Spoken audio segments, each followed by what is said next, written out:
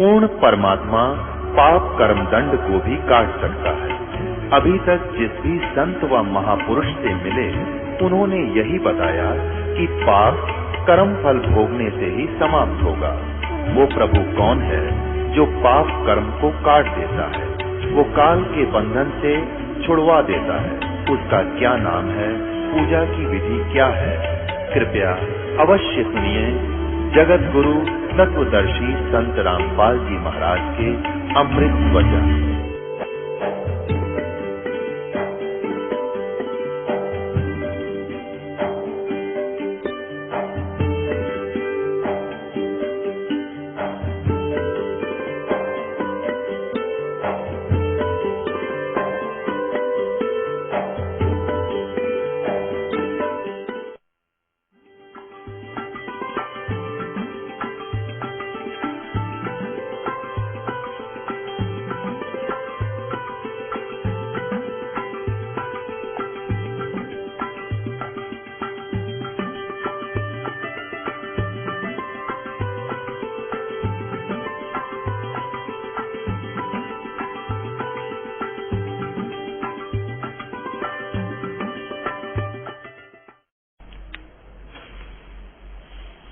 अब यज्ञ से क्या बचेगा? जैसे गीता जी, जैसे हम पूर्ण यहां 5 यज्ञ होती हैं जब ये सत्संग समागम होता है, वैसे तो यहां प्रतिदिन ही 5 यज्ञ चलती रहती हैं। सैकड़ों की संख्या में श्रद्धालु प्रतिदिन आते हैं और इन 5 यज्ञ में वो सहयोग देते हैं। एक यज्ञ धर्म की, दूसरी यज्ञ ध्यान, तीसरी यज्ञ हवन की, चौथी यज्ञ प्रणाम और 5वीं यज्ञ है ज्ञान की। तो यहां पर 5 यज्ञ होती हैं। तो सबसे जैसे धर्म यज्ञ होती है तो उसमें हम किसी का 10 रुपए, किसी के 100, किसी के 1000, किसी के 50,000 ऐसे दान होता है। तो उससे फिर यहाँ पर अखंड भंडारा चल रहा है। यहाँ पुण्यात्मा परमात्मा चाहने वाली या दुखी आत्मा अपने जो दुख है उनको निवारण करने के लिए आती हैं और यहाँ आकर के वो बड़ी प्रेम से आहार करती हैं। प्रभु का, भक्तों का दिया हुआ दान जो प्रभु के निमित्त हो जाता है वो अमृत तुल्य बन जाता है। फिर यहाँ परमात्मा की वाणी, भक्तों के सत्संग, भक्तों के सुमन ध्यान यहाँ चलते रहते हैं, उससे और ज्यादा उसमें वो अन्न शक्ति युक्त हो जाता है। तो यहाँ उस कहते हैं फिर धर्म यज्ञ या भंडारा होता है। एक यज्ञ धर्म की, दूसरी यज्ञ ध्यान। जैसे यहाँ आते हैं तो परमात्मा ही याद रहता है। आप घर से चलते हो तो भी परमात्मा की याद आपके हृदय में रह कर उठती रहती है। सत्संग में जाएंगे, गुरु जी के दर्शन करेंगे, भगवान की वाणी महिमा सुनेंगे, तो एक ये ध्यान यज्ञ कहलाती है। और तीसरी यज्ञ हवन की, यहाँ पर दिन रात अखंड ज्योत जलती है प्रभु की देसी घी की। और यहाँ सत्संग के दौरान भी बहुत, यानी 200-250 जितने पाठ होते हैं, उतनी ही यज्ञ पर, उतनी ही ये ज्योति प्रोज्वलित की जाती है देसी घी की। और जैसे 4 दिन चलेगा तो 4 दिन ही वो जलती रहेंगी। 5 दिन चलेगा, 5 दिन चलेंगी। 3 दिन चलेगा, वो 3 दिन उतनी ही चलेंगी। उसके बाद 42 ज्योतें हम बाद में कंटिन्यूस रखते हैं। जो जैसे कोई ज्योति हवन नहीं कर सकते, कुछ हवन यहाँ के लिए घी दे जाते हैं, तो हम उसको करते रहते हैं। और चौथी यज्ञ प्रणाम, दंडवत प्रणाम प्रभु के निमित्त हम करते हैं। ये भी एक धार्मिक अनुष्ठान है, यज्ञ है। और 5वीं यज्ञ ज्ञान की, यहाँ सत्संग सुनाया जाता है और परमात्मा की महिमा का गुणगान गाया जाता है। तो ये सबसे पहले जब हम धर्म भंडारा करते हैं तो प्रभु का भोग निकालते हैं। परमेश्वर को, पूर्ण परमात्मा को प्रतिष्ठित, हम तो उसको प्रतिष्ठित रखते ही रखते हैं। वो तो हमारा है, मूल वही है, कबीर परमेश्वर, पूर्ण ब्रह्म। तो उसके निमित्त हम भोग निकालते हैं। उसके बाद शेष बचे हुए अन्न को हम वितरित करते हैं, सबको भंडारा रूप में या वैसे प्रसाद रूप में। तो यहाँ यही लिखा कि यज्ञ से बचे हुए, यज्ञ का अर्थ है शास्त्र अनुकूल साधना। हम शास्त्र अनुकूल साधना कर रहे हैं और उसमें जो विधिवत साधना की जाती है, जो परमात्मा को भोग लगा दिया गया, उसके बाद शेष बचे हुए अन्न को हम आप सभी को खिलाते हैं। तो कहते हैं यज्ञ से बचे हुए शेष अन्न को खाने से ये सब पापों से मुक्त हो जाते हैं। तो इसी का प्रकरण क्योंकि तीसरे से संबंधित चौथे में चल रहा है, चौथे अध्याय के अब 31वें को समझेंगे। हमने चौथे के 34 तक पहुंचने के लिए भूमिका बनाई जा रही है। चौथे अध्याय के 34वें श्लोक को समझने के लिए कहानी, ये सारी भूमिका आपके समक्ष प्रस्तुत की जा रही है। अब देखो अध्याय नंबर 4 और श्लोक नंबर 31 में आ जाइए। हे कुरुश्रेष्ठ अर्जुन, यज्ञ से बचे हुए अमृत का अनुभव करने वाले सनातन परब्रह्म को प्राप्त होते हैं। यज्ञ न करने वाले पुरुषों के लिए तो यह मनुष्य लोक भी सुखदायक नहीं है, तो परलोक कैसे सुखदायक हो सकता है। अब देखो आ गया ना वो परम अक्षर ब्रह्म। गीता जी अध्याय नंबर 8 के श्लोक नंबर 1 में अर्जुन ने प्रश्न किया कि प्रभु आपने जो गीता जी अध्याय नंबर 7 के मंत्र श्लोक नंबर 29 में कहा है कि उस तत्ब्रह्म को जानकर, उस ब्रह्म को जानकर और समस्त अखिल पूरे तत्व ज्ञान को समझकर, जिसने वो तत्व ज्ञान समझ लिया, क्योंकि तत्वदर्शी संत की खोज कर ली जिसने, वो पूरे आध्यात्मिक ज्ञान से जो परिचित होगा वो तो जन्म और मृत्यु से छूटने का ही प्रयत्न करता है। तो वो कौन है वो तत्ब्रह्म? गीता जी अध्याय नंबर 8 के श्लोक नंबर 1 में प्रश्न किया। गीता जी अध्याय नंबर 8 के श्लोक नंबर 3 में गीता ज्ञान दाता ने कहा कि वो परम अक्षर ब्रह्म है। ये उसी के विषय में लिखा है कि ये देखिएगा यहाँ गीता जी अध्याय नंबर 4 का और श्लोक नंबर 31। कुरुश्रेष्ठ अर्जुन, यज्ञ से बचे हुए अमृत का अनुभव करने वाले योगीजन सनातन परम ब्रह्म को प्राप्त होते हैं। यज्ञ न करने वाले पुरुषों के लिए तो ये लोक और परलोक दोनों ही दुखदायक होते हैं। इसका अर्थ ये। अब हम जो प्रसंग चल रहा है उस पर आते हैं। गीता जी अध्याय नंबर 4 के 32 में स्पष्ट किया है कि जैसे आप पहले 25 से लेकर और 30 तक जो भी ज्ञान आपको दिया गया, तो उसके बारे में बताया है कि जो कुछ तो ऐसे साधना को पाप नाशक मानते हैं, कुछ ऐसे साधना को पाप नाशक मानते हैं, जानकर करते हैं, लेकिन नहीं। गीता जी अध्याय नंबर 4 के श्लोक नंबर 32 में कहा है कि इस प्रकार बहुत से यज्ञ उस पूर्ण परमात्मा की मुख्य वाणी में, उसके मुखारविंद से, उनकी वाणी में वर्णन किए गए हैं, विस्तार से वर्णन किए गए। अब देखना, अब आपने 31 सुन लिया, अब 32 पढ़ो। अध्याय नंबर 4 का श्लोक नंबर 32। अब इन्होंने कुछ गलतियां की हैं। इन्होंने ब्रह्मणे का अर्थ वेद की वाणी कर दिया, मुखे। ये लिखा है एवं बहुविधा यगा वितता ब्रह्मणे मुखे कर्मजान विधितान सर्वान एवं ज्ञात्वा विमोक्षसे। इस प्रकार बहुत प्रकार के यज्ञ ये ब्रह्मणे मुखे, ब्रह्मणे न ब्रह्म का अर्थ वेद लिख दिया, वेद की वाणी में नहीं। वेद का वर्णन ये कर ही रहा है। अब देखो आपको 70वें अध्याय का श्लोक नंबर 23 दिखाते हैं। ब्रह्मणे का अर्थ क्या किया इन्होंने, ये देखिएगा। अध्याय नंबर 17 श्लोक नंबर 23। ओम तत्सत इति निर्देश है ब्रह्मण त्रिविध समर्थ है ब्राह्मणा तेन वेदा च यज्ञा च विहिता पुरा। ओम तत्सत ऐसे 3 प्रकार का, ब्रह्मण माने सचिदानंद घन ब्रह्म का, सचिदानंद घन ब्रह्म का नाम कहा है। उसी से सृष्टि आदि काल में ब्रह्मण वेद आदि यज्ञ रचे गए। तो हमने देखना ब्रह्मण का अर्थ सचिदानंद घन ब्रह्म है। अब हम फिर आते हैं उसी स्थान पर। तो यहाँ ब्रह्मणे का अर्थ जो इन्होंने गलत किया है, इसको हम ठीक करेंगे। अध्याय नंबर 4 के 32 में इस प्रकार बहुत तरह के यज्ञ वेद की वाणी नहीं, ब्रह्मण यानी सचिदानंद घन यानी पूर्ण परमात्मा के मुख्य माने उनके मुख्य ज्ञान में, उन्हीं के मुखारविंद से उच्चारित है वो वाणी, वो पूर्ण परमात्मा की वाणी में विस्तार से कहे गए हैं। उन सब को तू कर्म, इंद्रिय और शारीरिक क्रिया द्वारा संपन्न होने वाले जन, उन कर्मों को आपने करना पड़ेगा, यानी ये साधना करनी पड़ेगी।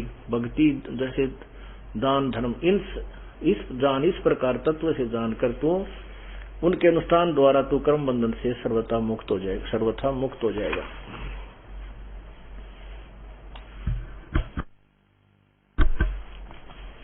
अब गीता जी अध्याय नंबर 4 के ही श्लोक नंबर 33 में आप कंटिन्यूस पढ़ रहे हो 25 से 33 में कहा है कि हे परंतम अर्जुन, द्रव्य में यज्ञ की अपेक्षा यानी धन आदि से जो होने वाला अनुष्ठान है उससे ज्ञान यज्ञ अत्यंत श्रेष्ठ है।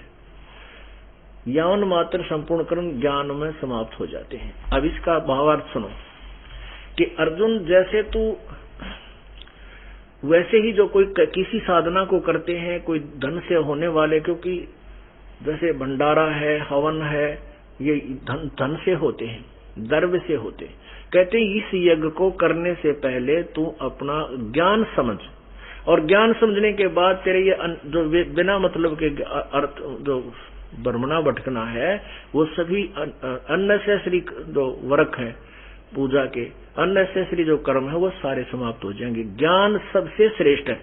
अब कहती 34 में कहा है कि वो ज्ञान जो 32वें श्लोक में बताया है कि उस परमात्मा की मुख्य वाणी में, उस पूर्ण परमात्मा की मुख्य वाणी में, वाणी के अंदर अर्थात उस परमेश्वर द्वारा अपने ही द्वारा रची हुई उस तत्व ज्ञान की वाणी में जो विस्तार से कहे गए हैं, उस तत्व ज्ञान को अब देखो 34 अध्याय के 34वें श्लोक में,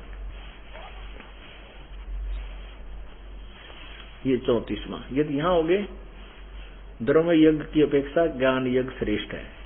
अब 34 में कहा है कि उस तत्व ज्ञान को, कौन से को, जो गीता जी अध्याय नंबर 4 के श्लोक नंबर 32 में कहा है कि इस प्रकार बहुत तरह के यज्ञ परमेश्वर पूर्ण परमात्मा की वाणी में विस्तार से कहेंगे, उन सब को तू कर्म आदि इंद्रियों मन इंद्रिय और शारीरिक क्रियाओं द्वारा उत्पन्न होने वाले जान, उनसे किए जाते हैं, यानी काम करते करते ये सब करने होते हैं।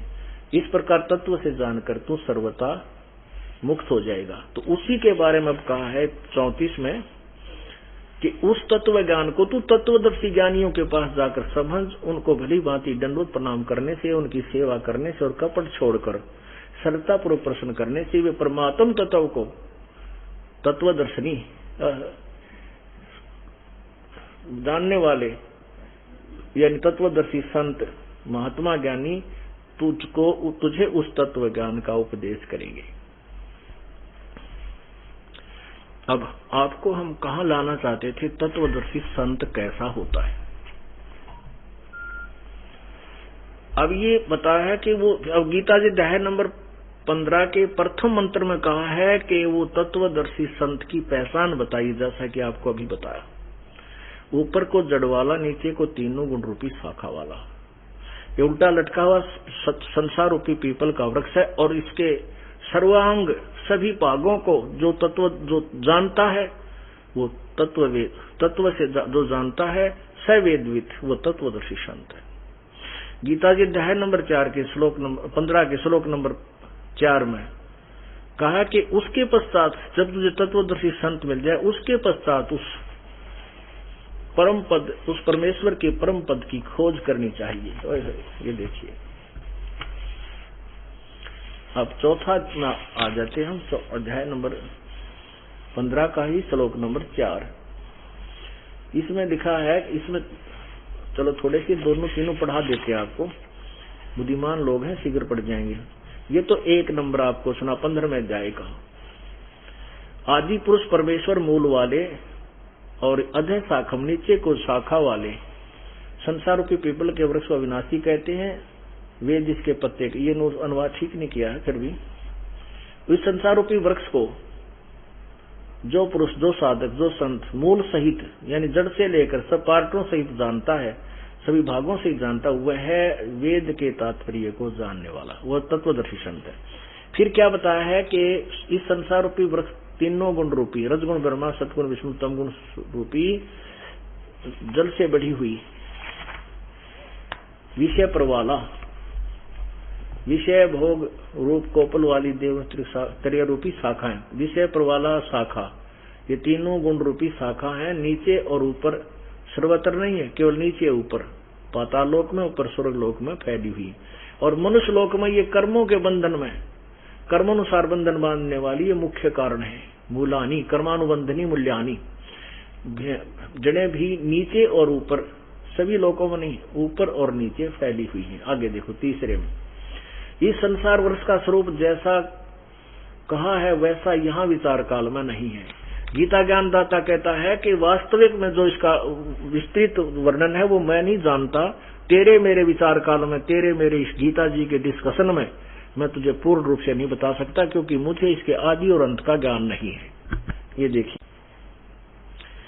अध्याय नंबर 15 के श्लोक 3 में, इस संसार वर्ष का स्वरूप जैसा कहा है वैसा यहाँ विचार काल में नहीं पाया जाता है। विचार काल में तेरे मेरे इस गीता के ज्ञान में, क्योंकि न इसका आदि है और न अंत है और न इसकी अच्छी प्रकार स्थिति ही है। इसलिए इस सुविरुद्ध मूलम, ओहो, इस अति दृढ़ मूल वाले, ये छोड़ दो, ये इनकी अपनी धारणा, अति दृढ़ मूल वाले, यानी मूल कौन है? सतलोक में सतपुरुष। वो सतलोक तो दृढ़ है, वो कभी नाश नहीं होता, वो स्थायी लोक है। और संसार की पीपल के वृक्ष को दृढ़ असंख्य शस्त्रेन, वैराग रूप शस्त्र नहीं, उस तत्व ज्ञान रूपी शस्त्र के द्वारा काट के, उसके पश्चात अर्थात तत्व ज्ञान रूपी शस्त्र के द्वारा काट के छितुआ, यानी इसको अच्छी तरह समझ के फिर उसके बाद वो साधना कर, जैसे वो संत बताएंगे, तत्वदर्शी संत बताते। उसके पश्चात ये देखिएगा अध्याय नंबर 15 का श्लोक नंबर 4, उसके पश्चात उस परम पद रूप परमेश्वर को भली भांति खोजना चाहिए, जिसमें गए हुए पुरुष फिर लौटकर संसार में नहीं आते, और जिस परमेश्वर से पुरातन संसार वर्ष की प्रवृत्ति विस्तार को उत्पन्न हुई है, उस आदि पुरुष नारायण के मैं शरण हूं। गीता ज्ञानदाता कहता मैं भी उसी की शरण हूं। इस प्रकार दृढ़ निश्चय करके उस परमेश्वर का मनन और निधिध्यासन करना चाहिए। अपुण्यात्मा, आपको दास यही बताना चाहता है कि जैसे गीता जी अध्याय नंबर 4 के श्लोक नंबर 5 में कहा कि अर्जुन तेरे और मेरे बहुत जन्म हो चुके हैं। गीता ज्ञान दाता कहता है कि तेरे और मेरे बहुत जन्म हो चुके हैं, तू नहीं जानता मैं जानता हूं। गीता जी अध्याय नंबर 4 के श्लोक नंबर 9 में कहा कि मेरे जन्म और क्रम दिव्य है, अलौकिक है। गीता जी अध्याय नंबर 2 के श्लोक नंबर 12 में कहा कि अर्जुन तू और मैं ये राजा लोग पहले भी थे, आगे भी होंगे, ये मत समझ के हम वर्तमान में ही हैं, अर्थात तेरी मेरी और इन सबकी मृत्यु जन्म होता ही रहेगा। गीता जी अध्याय नंबर 10 के श्लोक नंबर 2 में कहा है कि मेरी उत्पत्ति को ये ऋषि लोग और देवता लोग नहीं जानते, क्योंकि ये मेरे से उत्पन्न हुए। इससे सिद्ध है गीता ज्ञान दाता नाशवान है, उसका जन्म तो हुआ लेकिन उससे उत्पन्न नहीं जानते। कौन? ये ब्रह्मा विष्णु महेश और ये ऋषि जन। क्योंकि जैसे पिता की उत्पत्ति को संतान नहीं जान सकती, पुत्री नहीं जान सकती, वो तो दादा बताता है। पूर्ण परमात्मा कबीर जी इन ब्रह्मा विष्णु महेश का दादा है और इस परब्रह्म का पिता है, काल का पिता है, और उसी ने आकर के ये तत्व ज्ञान दिया है। तो यहाँ क्या बताया है कि उसके बाद उस परम पद परमेश्वर की खोज करनी चाहिए, जहां जाने के बाद फिर लौटकर संसार में नहीं आते। अब गीता जी अध्याय नंबर 8 के श्लोक नंबर 3 में कहा कि वो परम अक्षर ब्रह्म है। वही परम अक्षर ब्रह्म के विषय में संकेत है कि उसी की पूजा हमने करनी चाहिए, अन्य की नहीं करनी चाहिए। और गीता ज्ञानदाता कहता मैं भी उसी के शरण में हूं। गीता अध्याय नंबर 18 के श्लोक नंबर 64 में कहा है कि जिसके विषय में मैंने 18वें अध्याय के 62वें श्लोक में कहा कि तू सर्वभाव से उस परमेश्वर की शरण में जा, उसकी कृपा से तो परम शांति और शाश्वत सतान यानी सदा रहने वाले सनातन यानी सदा रहने वाले उस अविनाशी लोक सतलोक को प्राप्त होगा। वो मेरा भी इष्ट देव है, दृढ़म इष्ट मम, वो मेरा भी वो एक दृढ़ यानी सुनिश्चित पूज्य देव है। इष्ट माने पूज्य देव। ये देखिएगा अध्याय नंबर 18 का श्लोक नंबर 64, इष्ट असि मे दृढ़मिति यत वक्ष्यामि ते हितम सर्वगतम ब्रह्म न सर्वगुहतम बुहे सुन्नो में परमम वचः सर्वगुह्यतम, सबसे गोपत, सब गोपनीयों से भी गोपनीय अति मेरे वचन रहस्य वचन तू सुन। फिर सुन, मेरा अतिशय दृढ़, अतिशय इष्ट माने इष्ट है। अब कौन, अब यहां इन्होंने गलत कर दिया। सर्वगुह्यतम भूय शरणों में परमोच्च, मेरे सबसे गुप्त वचन और सुन, फिर सुन, जो मैं तेरे हित में कहूंगा कि इष्ट असी में, मेरा पक्का इष्ट देव पूज्य देव है। कौन? इति, वही जो आपको 18 अध्याय के 62वें श्लोक में कहा है। हे भारत, तू सर्व प्रकार से उस परमेश्वर की शरण में जा, उस परमात्मा की कृपा से ही तू परम शांति और सनातन परम धाम को प्राप्त होगा। जिसके बारे में मैंने 18 अध्याय के 62वें श्लोक में कहा है, वह मेरा इष्ट असी में दृढ़म, वह भी सुनिश्चित पक्का, वो मेरा पूज्य देव है। ये तत्व क्षामी ते हितम, ये तेरे हित में कहूंगा मैं, और किसी को मैंने आज तक नहीं बताया। और इसी का 15वें अध्याय के 4थे श्लोक में कहा कि जब तत्व ज्ञान प्राप्त हो जाए, उसके बाद इस सारे उलझेड़े न सुलझा के तत्व ज्ञान रूपी शस्त्र से इसको काट के फिर उस परम पद परमेश्वर की खोज करनी चाहिए, जहां जाकर के फिर लौट कर ये संसार में साधक नहीं आते। और जिस परमेश्वर से सर्व ब्रह्मांडों की उत्पत्ति हुई है, यानी गीता ज्ञान दाता से कोई और है जिसने ब्रह्मांडों की रचना की, नहीं तो वो कह देता मैंने रचना की और मैं भी उसी की शरण हूं। तो वहां जाने के बाद जीव का फिर कभी जन्म मृत्यु नहीं होता। क्या, कहां से शुरू किया था सत्संग? साथी हमारे चले गए, हम भी चालन हारे, कोई कागज में बाकी रह रही, तात लगी है वार। आगे गए ना बावड़े, रहते भी सब जाए, बिन साहेब की बंदगी कहीं ठोर ठिकाना नाए। जो पहले चले गए हम उनको स्वर्गवासी कह देते हैं, चाहे वो कितना गया हो। हमने ये सोच रखा स्वर्गवास हो गया। स्वर्गवास इतना सिंपल नहीं है जितना कह देना। स्वर्ग की प्राप्ति भी बहुत ही विधि से होगी, लेकिन हमने वो स्वर्ग भी नहीं चाहिए, हमने तो उस सतलोक में जाना है, जहां जाने के बाद फिर दोबारा यहां नहीं आना पड़ेगा। वहां जाने के बाद फिर हम पूर्ण रूप से स्थायी हो जाएंगे, फिर जन्म मृत्यु नहीं होगी। फिर हमें उस स्थायी स्थान मिल जाएगा, अन्यथा उस साहेब की बंदगी बिना, उस साहेब की भक्ति बिना कितने ठोर ठिकाना ना। हमने वो पवित्र, उस यथार्थ स्थान प्राप्त करना है, वो स्थायी स्थान हमने ग्रहण करना है, जहां जाने के बाद हमारा फिर कभी मोक्ष, कभी हमारा जन्म मरण नहीं होगा, अर्थात हमें पूर्ण मोक्ष प्राप्त होगा। उसके बारे में क्या कहा है? क्यों बोली घर अपना, ये ना देश तुम्हारे, फिर पीछे पछतावगी, कर ले सोच विचार। क्यों भूली घर अपना, ये ना देश तुम्हारे, फिर पाछे पछतावगी, कर ले सोच विचार। बिन सतगुरु पावे नहीं, घर अपने की राह, संतों शरण लाग कर, सुरत शब्द समा। संख असंख्यों कोस है, तेरे पिया का देश, एक पलक में पाइयो, ले सतगुरु उपदेश। सोन सलहली गैल है, गगन मंडल के माही, बिना प्रेम पावे नहीं, चाहे करोड़ समाधि लाई।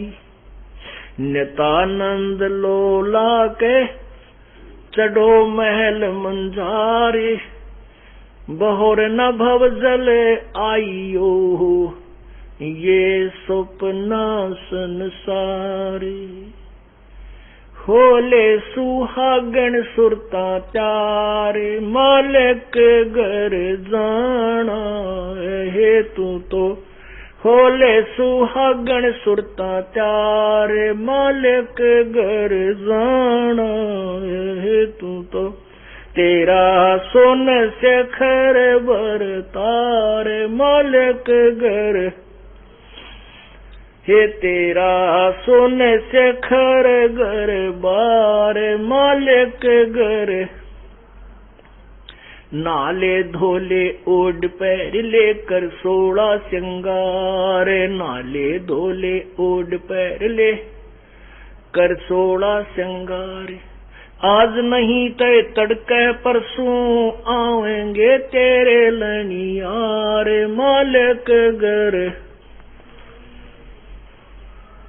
मालिक घर जाना है तेरा सोन से खर बर तारे मालिक घर जाना है तेरा सोन से खर बर तार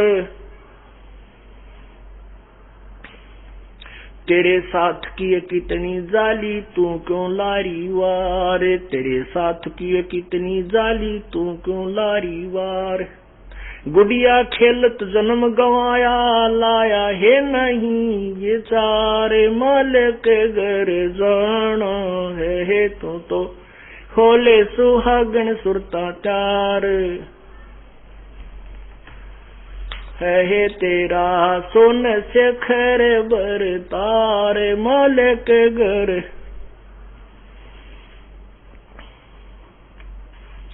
सतगुरु मारे बानिया है करते बनज व्यवहारे सतगुरु मारे बानिया है करते बनज व्यवहार बिन डांडी बिन पालड़े है तोले दिया संसार मालिक घर जाना है तू तो होले सुहागन सुरता चार है तेरा सोन शिखर बर तार सोन शिखर में सेज पिया की हंस हंस कर ले प्यार सोन शिखर में सेज पिया की हंस हंस कर ले प्यार कह कबीर सुनो मेरी सजनी लूटो न अजब बहार मालिक घर जाना है तू तो खोले सुहागन सुरता त्यार तेरा सोन शिखर बर तार सोन शिखर में सेज पिया की हंस हंस कर ले प्यार सोन शिखर में सेज पिया की हंस हंस कर ले प्यार कह कबीर सुनो मेरी सजनी लूटो न अजब बहार मालिक घर तो होले सुहागन सुरता त्यारे मालिक घर जाना है तेरा सोन शिखर बर तार सत साही। अब जैसा कि आपने ये वाणी सुनी, प्रथम वाणी नित्यानंद जी महाराज की थी। पुण्यात्माओं, जैसा कि आपने गीता जी अध्याय नंबर 4 के श्लोक 25 से और 31-30 तक सुना, 30 तक, उसमें यही बताया कि कोई तो किसी साधना से मोक्ष मानता है, कोई किसी साधना को अंतिम मान बैठा है। नित्यानंद जी ने कबीर परमेश्वर की वाणी को गहराई से पढ़ने की चेष्टा की, पढ़ा, लेकिन उनको गुरु केवल विष्णु जी, वैष्णव साधु संत विष्णु जी के उपासक ही मिले हुए थे। अब इस वाणी कबीर जी की पढ़ा करते थे, वो उसी के आधार से उन्होंने अपनी जो मिला मिलू का अपना जो जोड़ जुगाड़ करके वाणी बना तो दी, लेकिन फिर भी उद्देश्य उनका यही रहा है कि उन्होंने स्वर्ग को ही सच्चा सुख मान रखा था। तो उन्होंने यही बताया है कि क्यों भूली घर अपना यो ना देश तुम्हार। कबीर साहब ने तो सतलोक की तरफ संकेत किया है, नित्यानंद जी केवल स्वर्ग तक ही जानते थे। फिर भी हमने इन संतों के मार्ग से, जैसे कोई टीचर 5वीं तक का है, कोई 10वीं तक का है, तो अब हम 5वीं 10वीं के नहीं विद्यार्थी रहेंगे, हम अब फाइनल करेंगे इस विद्या को, MA BA PhD हम करेंगे। तो उन्होंने भी यही बताया है कि जैसे 5वीं कक्षा पास पढ़ना है तो भी तत्परता से पूरी लगन से करोगे तो पास हो पाओगे। इनका भाव ये समझना है। हमने सतलोक जाना है तो भी यही विधि अपनानी है। जैसा क्या बताया है, क्यों भूली घर आपनाइयो ना देश तुम्हारे, फिर पाछे आत्मा को कहा जा रहा है, फिर पीछे पछतावेगी, तू कर ले सोच विचार। और बिन सतगुरु पावे नहीं। अब चाहे आप किसी भी इष्ट की पूजा करते हो, गुरु प्रथम बनाना पड़ेगा। कहते राम कृष्ण से कौन बड़ो, उन्हें भी गुरु की ने, 3 लोक के वेधनी, भाई गुरु आगे अधीन। रामकृष्ण से तो तुम किसी को बड़ा नहीं मानते, परमात्मा कबीर जी बताते हैं। और उन्होंने भी गुरु बनाए। जैसे रामचंद्र जी ने वशिष्ठ मुनि को से उपदेश लिया, श्री कृष्ण जी ने दुर्वासा जी से आध्यात्मिक शिक्षा ग्रहण की दीक्षा, और संदीपनी उनके अक्षर ज्ञान जैसे टीचर होया करें, ऐसे गुरु थे। तो कहते हैं रामकृष्ण से तो तुम बड़े नहीं हो, रामकृष्ण के पुजारी हो, तुम फिर भी अपने डले ढोरे अपनी मर्जी से साधनाएं करे, प्रथम गुरु बनाइए। रामकृष्ण से कौन बड़ा, उन्होंने भी गुरु कीन, और 3 लोक के वेधनी गुरु आगाधीन। वो 3 लोक के स्वामी भी गुरु मर्यादा में ही रह करके यहाँ से पार हो सके, यानी जा सके अपने स्वलोक को।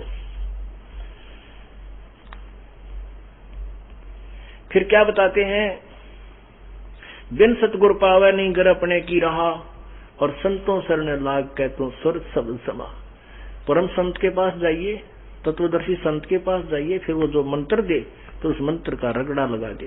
सुरत शब्द का यही अर्थ होता है। ये सुरत शब्द पता नहीं क्या बना रखे हैं दूसरे पंथा वाले ने, अड़ंगा क्योंकि बस अगर धुन डालो और धुन पर सुरत लगा लो, नहीं। शब्द का अर्थ मंत्र भी होता है, नाम भी है। सार नाम, सार शब्द, सार नाम, सत नाम, सत शब्द भी इसको कहते हैं। तो ऐसे शब्द माने नाम, जो गुरुजी आपको मंत्र दे उसका सुरत नृत्य से उसका जाप अभ्यास करना होता है।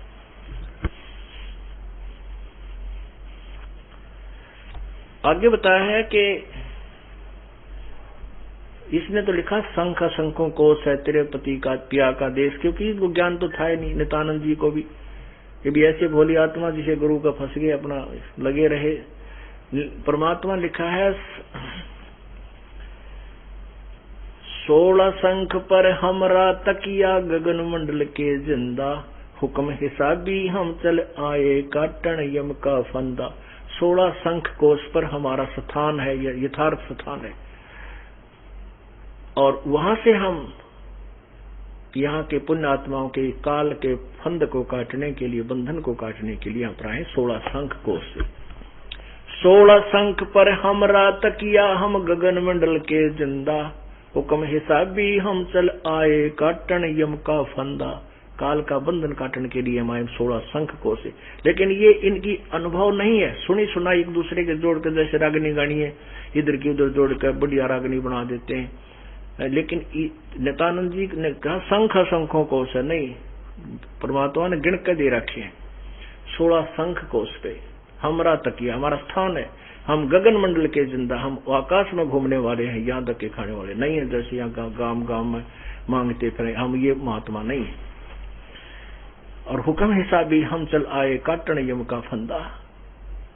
तो यहाँ क्या बताते हैं, फिर भी हमने इन संतों की वाणी से अपने मूल उद्देश्य की तरफ अपने मन को डाइवर्ट करना है, इसको इधर बदलना है। सोन सलहली गैल है, सुन आकाश में, सलहली माने रिपटनी, जिसके ऊपर बहुत मुश्किल से रुका जाता है।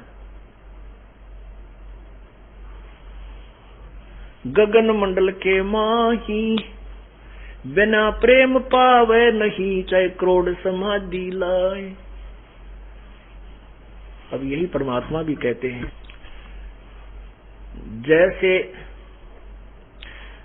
जैसे सूरज के आगे बदरा ऐसे कर्म छयारे, प्रेम की पवन करे चितमंजन झलके तेज नयारे।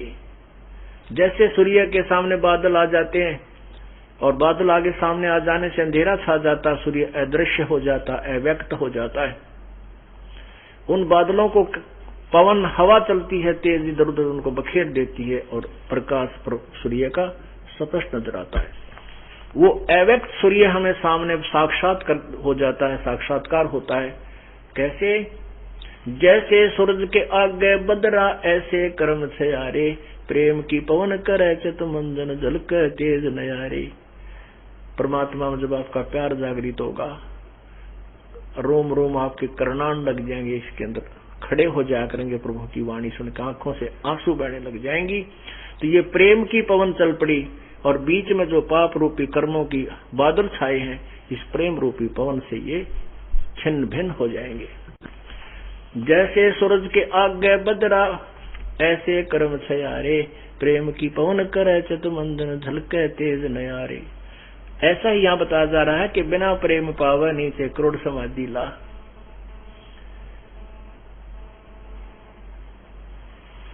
अब परमात्मा क्या कहते हैं? होले सुहागण सुरता त्यार, तन माल्य गर जाना है।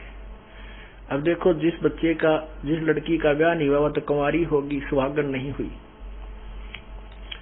और जिनका विवाह हो गया वह सुहागन होगी, और जिसका ब्याह हो गया वह अपने पति के देश भी, घर में भी जाएगी।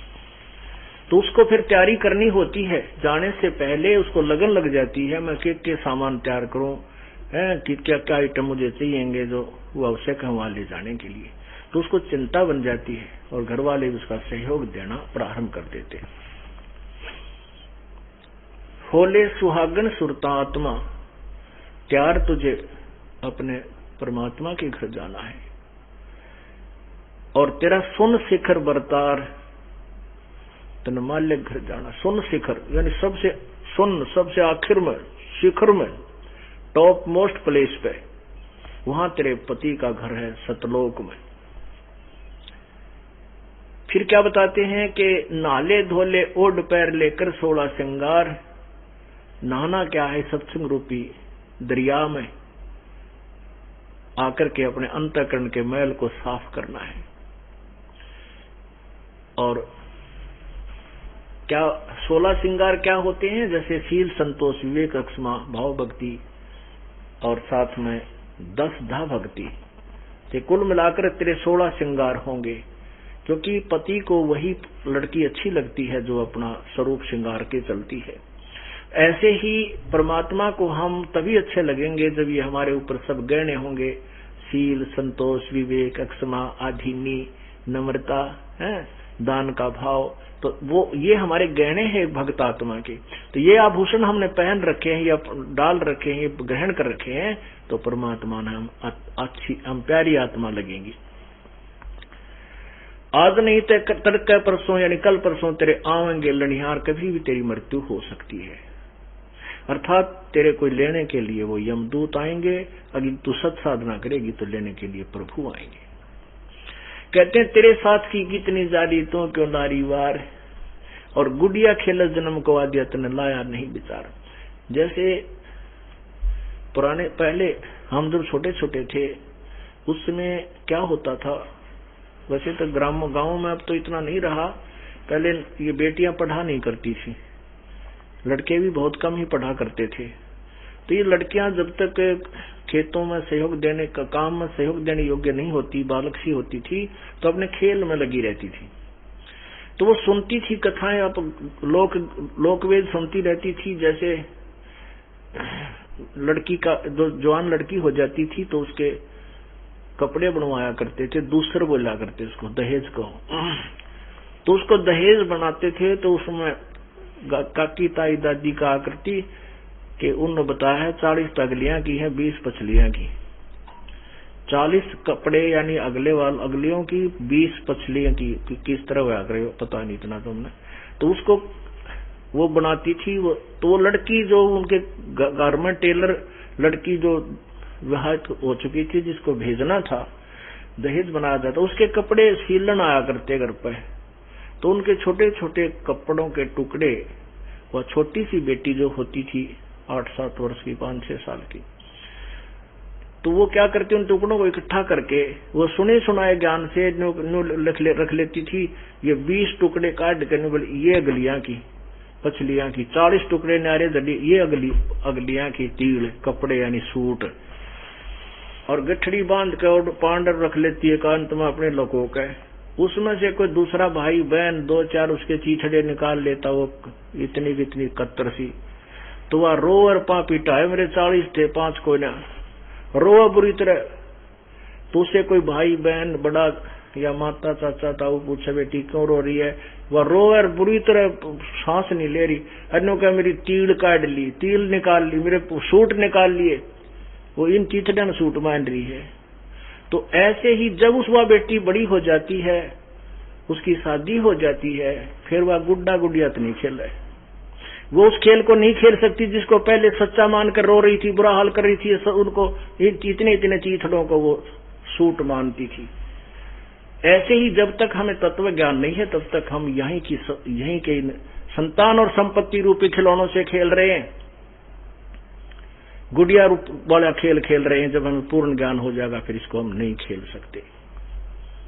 या तो आपको ज्ञान ही नहीं हुआ है, अभी आप इतने मैच्योर आपके थॉट्स नहीं हुए, आपके विचार इतने दृढ़ नहीं हुए हैं, और जब ये दृढ़ हो जाएंगे फिर आप एक का चीज मांगोगे, परमात्मा पीछा छुटवा दे। कोट जन्म तन ब्रह्मत हो गए, कुछ ना हाथ लगा रे, कुकर शुकर खरबा बोरे, कौवा हंस पुकारे। ये बातें आपके हृदय में दरी जाएंगी। फिर क्या बताते हैं, तेरे साथ की कितनी जाली तू क्यों लारी वार, और गुड़िया खेल लेती, खिलौना तो खेलते तने जन्म खो दिया, लाया नहीं विचार। सतगुर हमारे बाणिया, हमारे सतगुर सौदागर हैं, ये करते बनज व्यवहार, और बिन डांडी बिन पालड़ा यो तोल दिया संसार। बगैर किसी तराजू के, किसी तुला के, परमात्मा ने तत्व ज्ञान से तू सब कुछ तेरा तोल कर धर दिया। अब तेरी इच्छा जैसे तू चाहता है कर। सुन शिखर में सेज पिया की, वहां से कर ले प्यार, जो पुण्यात्मा संघर्ष करके यहां से निकल गई, परमात्मा जाते ही सीने से लगाएगा उस प्यारी आत्मा को, और कहते ही वहां जाकर के उस आनंद को लूट। ये नकली झूठे सुख को सुख है, ये मान रहा मनमोद, ये सकल चबीना काल का, कुछ मुख में कुछ क्रोध। बोलो सतगुरुदेव। कर जोरूं विनती करूं, धरूं चरण पर शीश, गुरु जी राम देवानंद जी महाराज ने दियो नाम बख्शीश। कोटि कोटि सिजदा करूं, कोटि कोटि प्रणाम, चरण कमल में राखियो मैं बंदी जाम गुलाम। कुत्ता तेरे दरबार का, मोतिया मेरा नाम, गले प्रेम की जेवड़ी, राखें चोवा जाऊं मैं, तो करो तो बावड़ू, दूर दूर करो तो जाऊं, जो राखो तो ही रहूं, जो देवो सुख।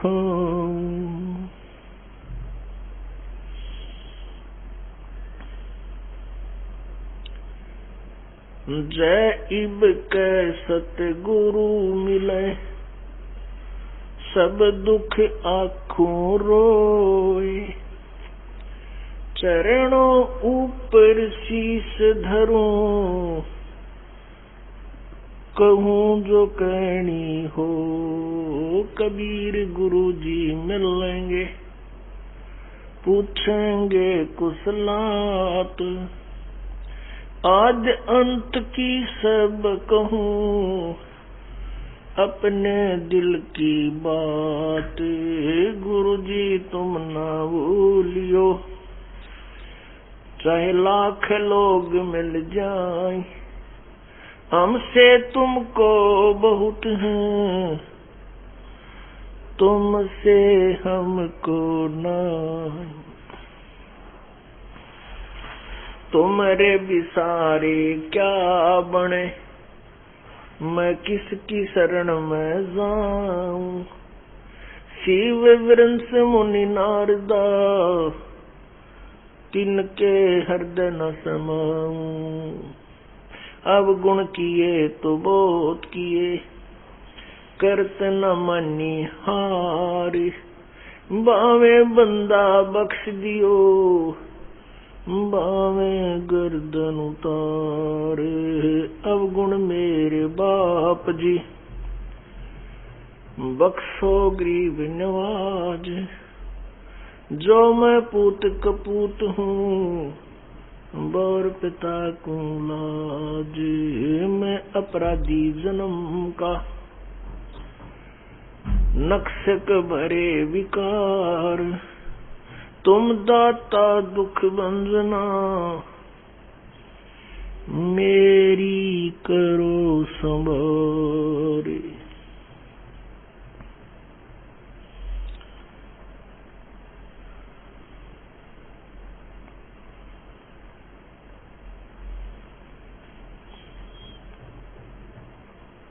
सतगुरु के उपदेश का लाया एक विचार। जय सतगुरु मिलते नहीं, जाते नरक दुआरे। नरक द्वार में दूत सब करते खेचा ताने, उनसे कबू ना छूटता। फिरता चारों खानी, चार खानी में भ्रमता। कब हो न लगता पार, सो फेरा सब मिट गया, मेरे सतगुरु के उपकार।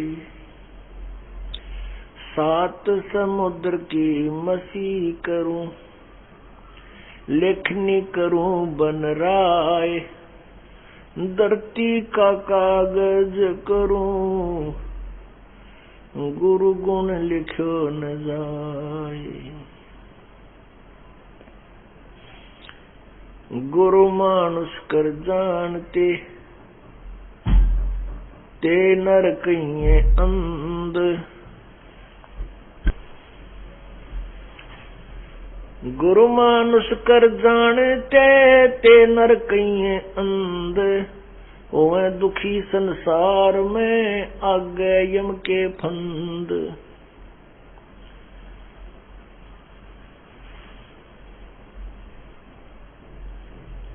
गुरु गोविंद कर जानियो, रहियो शब्द समाए।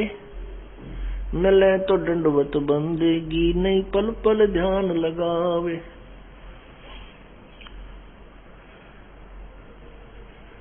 गुरु गोविंद दोनों खड़े, किसके लागू पाए। बलिहारी गुरु अपना, जिन गोविंद दियो मिलाए। कबीर हरि के रूठ क्या, गुरु की शरण में जावे। कहे कबीर गुरु रूठ गए, तो हरि ना होत सहाय। राम नाम रटते रहो, जब तक घट में प्राण। कब हो तो दीन दयाल के, हे भनक पड़ेगी कान। सतगुरु के दरबार में मेरी थर थर कांपे दे। ना जानू किसी बात पर, मारो टूट न जावे ने।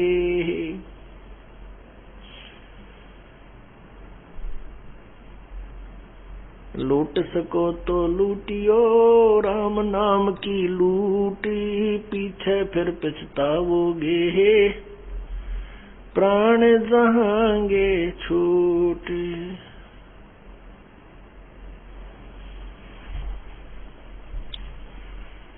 परमपिता परमेश्वर सारी सृष्टि के रचनहार कबीर बंदी छोड़ जी की असीम कृपा से ये 5 दिवसीय समागम चल रहा है।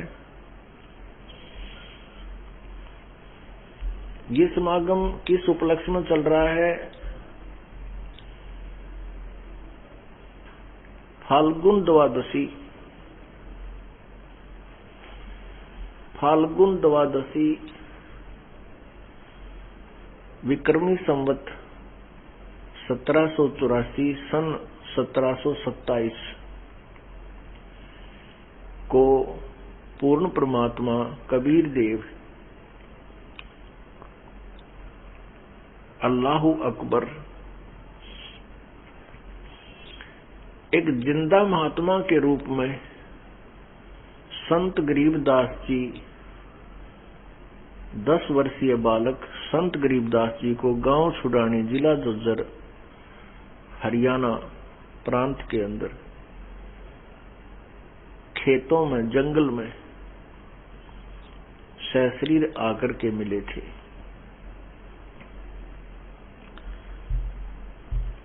और उस परमेश्वर ने अपनी प्यारी आत्मा गरीबदास जी महाराज को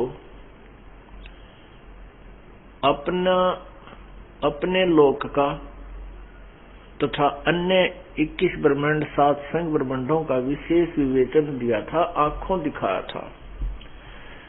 अपनी आंखों देखा हाल उस परमेश्वर की महिमा का और सभी ब्रह्मांडों की सतिथि का संत आदरणीय गरीबदास साहिब जी ने अपनी अमृतवाणी में वर्णन किया, जिसके आधार से आज हम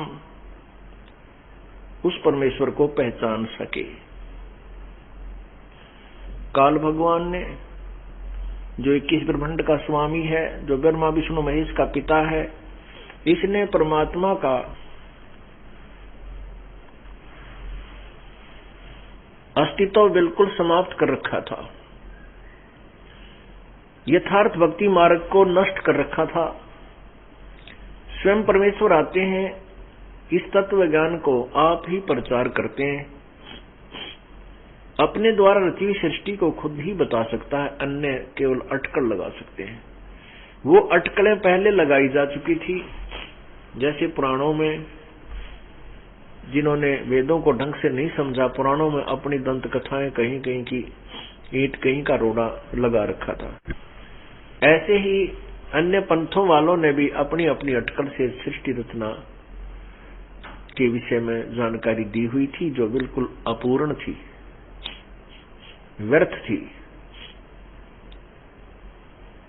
परमेश्वर ने स्वयं आकर के अपनी महिमा को आप ही उजागर किया।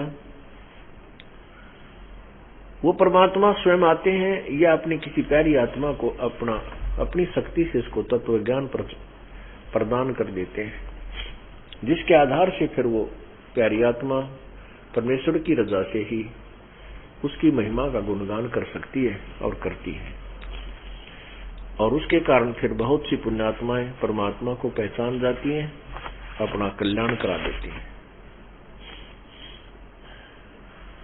जैसा कि आपको बताया था कि गरीबदास साहिब जी के आत्मा को शरीर से निकालकर परमेश्वर सतलोक लेकर गए थे सन 1727 में।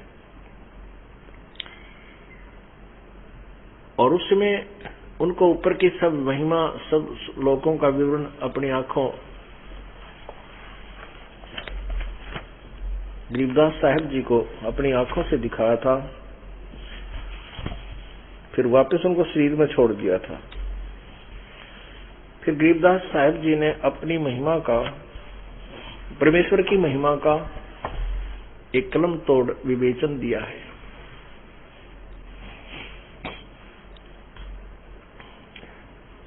उस अमृतवाणी को का आनंद अब आप उठाएंगे। गरीबदास साहिब जी ने अपने पारक के अंग में लिखा है, न्योली नाद सुभान गति लड़े भुजंग हमें से, जड़ी जान जगदीश है विष्णु व्यापै शेष।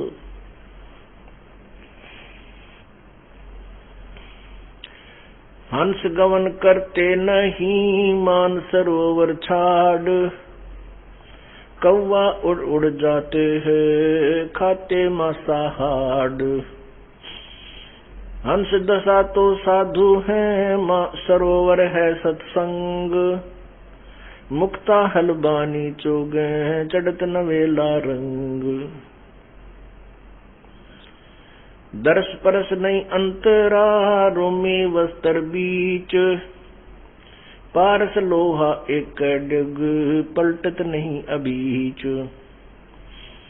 चार मुक्ति बैकुंठ बट सप्तपुरी सैलान। आगे धाम कबीर का हंस न पावे जान। मौन रहे मगनालय है मार्ग बंकी बाट।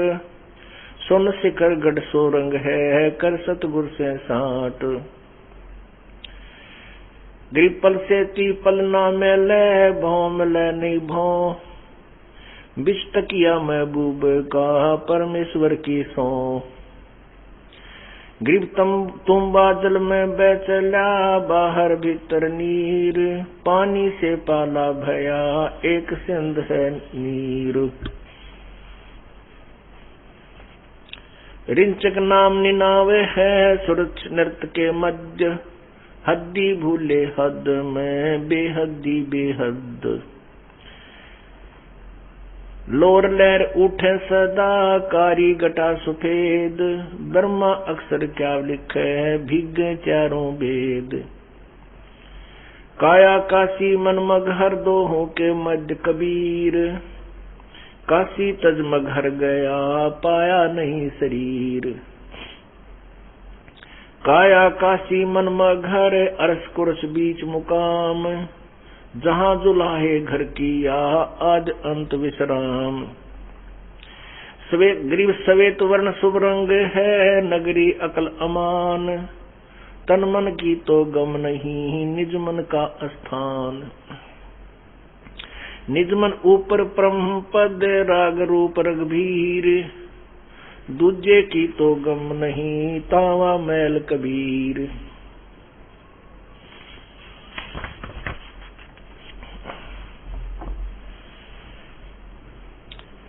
निज मन से ती मन हुआ मन से ती तन देह। देही में कछु ना हुआ नाहक लाई खे। बेरा साटे बेचिया बैरागर सुल्तान। मालन को जाना नहीं बेबुद खेचा तान। शेर बेर पलड़ा चढ़े एक पेड़ एक पड़ा भोमाही। मालन और सुल्तान को हलकारे ले जाही। 2.5 लाख की पावड़ी 1 पैसे का बेर। देख अदम सुल्तान को कैसे डारी मेर। ग्रीब 9 लाख नानक नाद में 10 लाख गोरख तीर। लाख दत्त संगी सदा चरणों चरच कबीर। ग्रीब 9 लाख नानक नाद में 10 लाख गोरख पास। अंत संत पद में मिले ये करोड़ तेरे रविदास। ग्रीब रामानंद से लख गुरु तारे सिसके भाई। चेलों की गिनती नहीं पद में रहे समाये। ग्रीब खोजी खालिक से मिले ज्ञानी के उपदेश। सतगुरु पीर कबीर हैं सबका हूँ उपदेश। ग्रीब दुर्वासा और गरुड़ सो कीन्या ज्ञान संबोध। अरब रामायण मुख कही वाल्मीक को सोध। फिर पांडवों की यज्ञ में शंख पचायन टेर। 12 कोट पंडित जहाँ पड़ी सबन की मेर। ग्रीब करी कृष्ण भगवान को चरणामृत सो प्रीत। शंख बचायन जब बजा लिया द्रौपदी सीत। ग्रीब 12 कोट पंडित जहाँ ब्रह्मा विष्णु महेश। चरण लिए जगदीश को जिसको रटता शेष। ग्रीब वाल्मीक के बाल समय नाही तीनों लोक। सुरनन मुनिजन कृष्ण सुध पांडव पाई पोख।